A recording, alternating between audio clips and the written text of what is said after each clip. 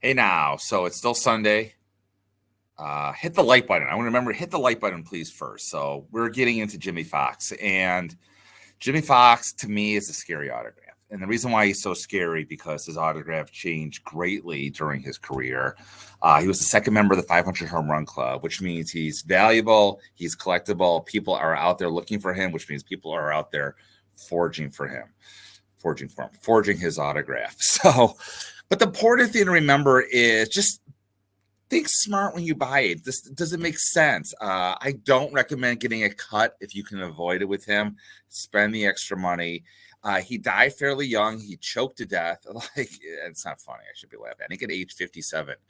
So it's no shakiness in his autograph, but it is fairly rare. It's funny that him and Mel Ott both had very 500 home run hitters and untimely deaths. So just be careful out there when you're going to look and buy him. Blows my mind that such a great hitter as Jimmie Foxx took the 7th ballot. That's how hard it was to get into the Hall of Fame back then.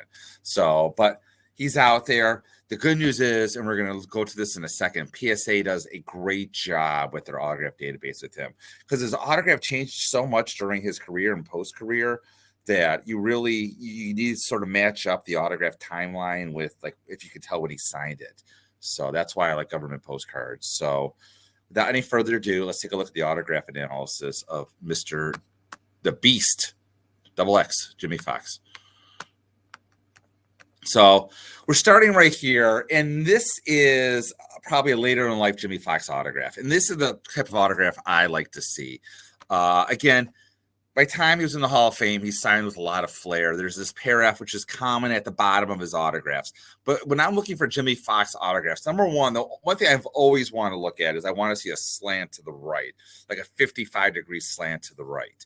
Secondly is, especially towards, again, post-career, I want to see a racing signature. I don't want to see a slowly drawn signature, which you could see right here. I mean, there's no hesitation right whatsoever. I love, again, later the Fox runs across the whole thing, and it's not common. You're not always going to see that. Again, this is probably 1960s towards the end of his life, a 2-stroke F like this. He didn't always do this. Sometimes the F, we'll get to it in a second. But also a couple of things I'm looking for, and I hate to use the word dip, but I'm going to use dip. So right here, I'm looking for the dip in the J right here, but it should be a nice quick dip down and back up and around. And it's not that easy to redo and do it with no hesitations. In the F also, even though it's tough to see right here, there is a dip right here. The second thing I'm looking for in this first X, he comes down. He doesn't come straight down. You can see it comes down. It looks like a hockey stick. We see it comes down and to the right. You see right here, down and to the right. It's not a straight down. Like you can see the X right here coming straight down and to the left. So let's keep going a couple more with the Jimmie Foxxes. Again, right here, this is, again, later in life. You see how it dips down like this right here and it races across. This is what I see, dip down. And again, it comes across and races across. Again, you're not going to always see the F going across the whole signature. These were signs towards the end. But again, X straight down to the left. But to the right, see this one comes down, it goes down and to the right. Down and to the right. Very careful. Usually the X's, again, every single letter is going to be separated. It's not a must, but it's very important. This is an interesting rubber ball. But again, see how it comes down? See that J, how it comes down? It's so important to me.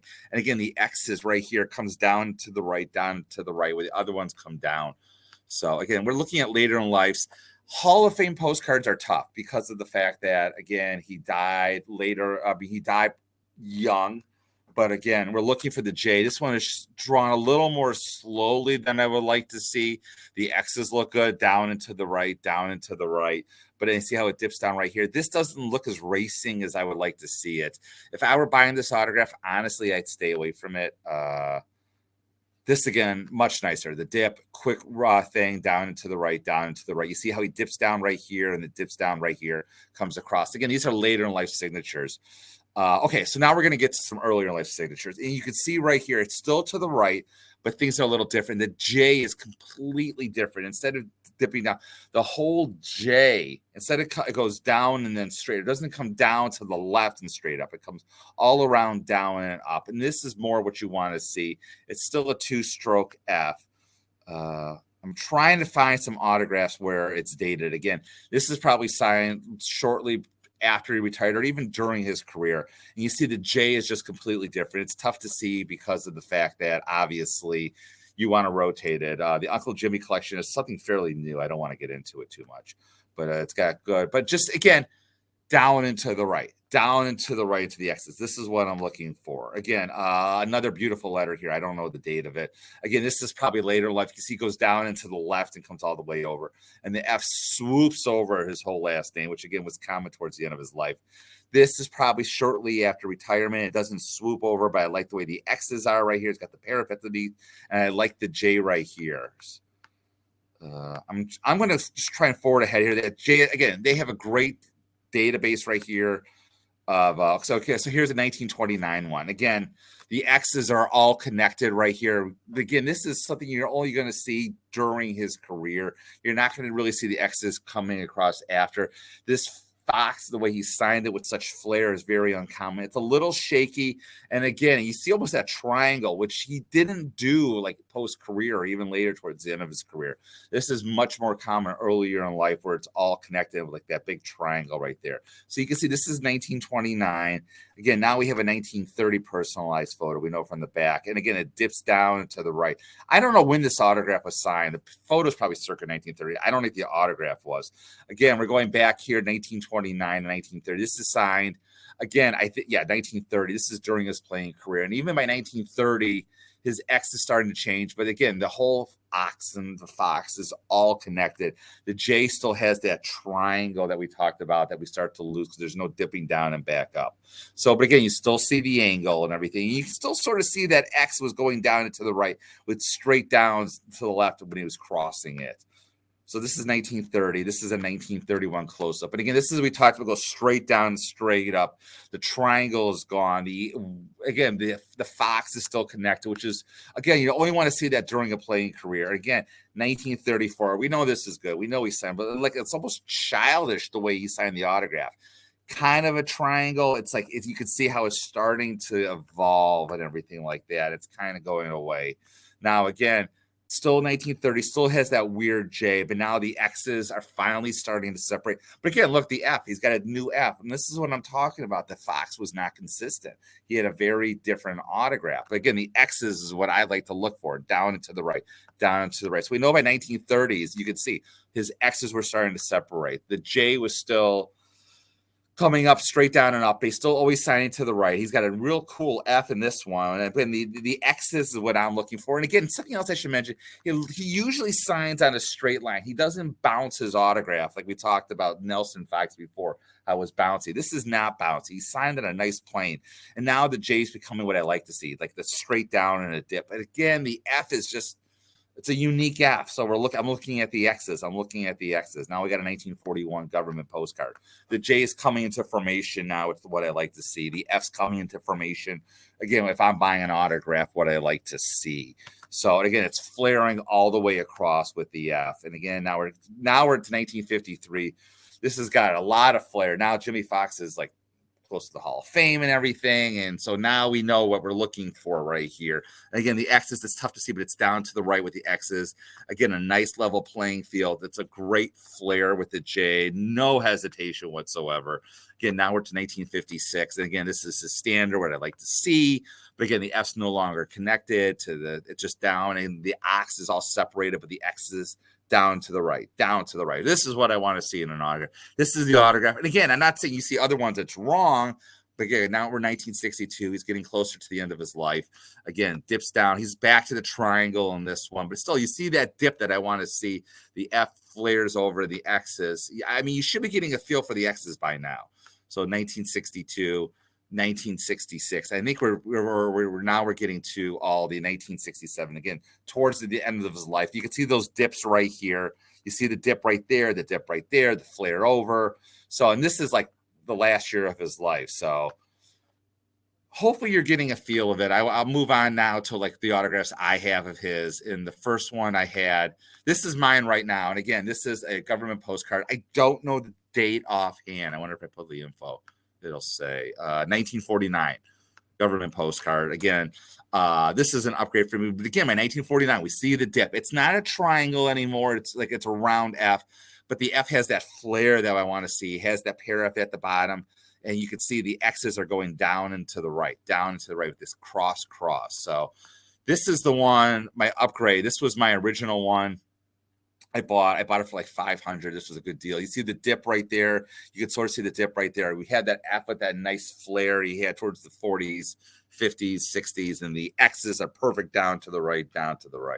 So that's Jimmie Foxx. I mean, I want to show a couple that Ron points out, like you need to be careful for that have been certified. This first one here is the 1925.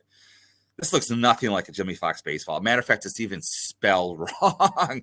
The F looks nothing like what you want to see. The M, it's not a compact signature. It's stretched out. But again, Ron says be careful because of the fact that you can see right here, Mike Gutierrez, PSA DNA auction house letterhead. So even though it's probably not good, I'm sure Jimmie Foxx knew how to spell his name with 2 X's his entire career. Be careful. Another one he says to be careful, watch out for is this Heritage one. I'm going to bring it down right here. And this was sold a while ago. And again, the J just dips way down. We talk about the dip, and we want to see the dip, but this dips way down. I don't usually see an F going, like usually the F like is connected to the F and flares out, even though the X's are like way down to the right. So this sold many 15 years, over 16 years ago for a high price for that. And I'm not saying it's fake, but these are the ones that like Ron's saying to be careful to look out for. So if you go to eBay, I mean, he was a great signer. So, I mean, there's plenty of him out there. $500 seems kind of cheap, but I mean, yeah, it looks good. This is kind of a deal. I mean, it's basically a cut signature. So, I mean, I wouldn't buy anything without a third-party TPA, to be honest. I don't know what this has, even though I think it's good. I do not have COA paperwork. Of course he doesn't. So full return policy. So, and this is a good seller. I've dealt with this seller before. So if you're just going down, so let's see, there's 95 Jimmie Foxxes out there. My guess is most of them are good. Most of them are going to be priced at what they should be. So again, this is like probably a career autograph we talked about. Again, the X's are down and to the right. I don't want to spend, again, too much more time into him. I'm trying to find stuff that, like, I mean, you got to be careful with the baseballs. I don't want to comment on this. I'm not a fan of this baseball. This is a plain day signed baseball, but it looks like it was signed much more recently than that. It has the PSA DNA, which is, I don't want to knock the TPAs. I'm trying to find ones on here. I haven't done too much research, but again, a lot of these balls may be good because you're looking for a level playing field. I'm just picking one out here. This is playing career based on the J. And if you're uncertain about that, go to PSA. Like this, do the dates match up? You see that type of J that goes straight down and straight up. You're thinking 1930s right here. There's a whole history with this Harry Truman signed baseball. That's for another day. So, again, I'm just looking. So that's about it with him. So, I mean, hopefully you got a feel for Jimmie Foxx. Again, just be careful when you buy him. You want to make sure that level playing field, 55-degree angle, based on the J, go to the PSA database and figure out what year it's supposed to be signed for. That's about it. As always, keep collecting.